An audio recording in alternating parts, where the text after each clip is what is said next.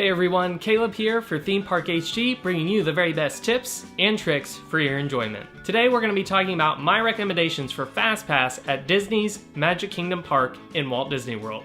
Now, unlike all three other parks in Walt Disney World, Magic Kingdom does not have a tiered system. What this means is you can get a FastPass for literally any attraction. So my number one pick for FastPass at Magic Kingdom is going to have to go to Seven Dwarfs Mine Train. This attraction opened only a few years ago, but it is still a very popular ride. It's especially popular because it is a family attraction, even though it's a roller coaster. Children of all ages enjoy this attraction, as well as adults. Even though it is a slower roller coaster, it's still one of my favorites. You also get to see the Seven Dwarfs during this attraction, so it's something that everyone can really enjoy.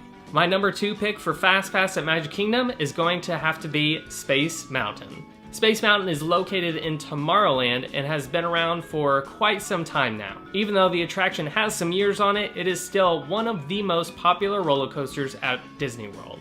This attraction is largely in the dark, so if you don't like dark places or not being able to see where you're going, you're going to want to avoid this one. If you're having second thoughts about going on this attraction, Space Mountain only reaches top speeds of about 25 miles an hour. Even though the top speed is only 25 miles an hour, being that it's completely pitch black for most of the coaster, it makes it very disorienting, so it feels like you're actually going much faster. But this is one of the great reasons of why Space Mountain is such a great attraction. And lastly, my number three pick for FastPass at Magic Kingdom is going to have to go to Splash Mountain.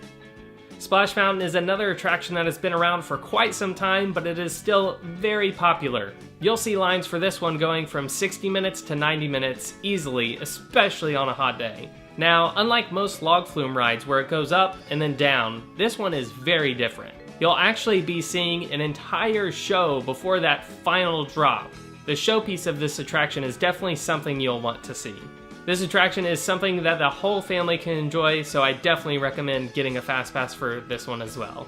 So that's going to do it for FastPass recommendations at Magic Kingdom. What are your recommendations? Is there certain rides that you have to ride at Magic Kingdom? Do you get FastPass for those? I'd love to hear it in the comments below. Thanks for watching. Be sure to subscribe for more tips and tricks. Hey everybody, just wanted to say thanks for watching.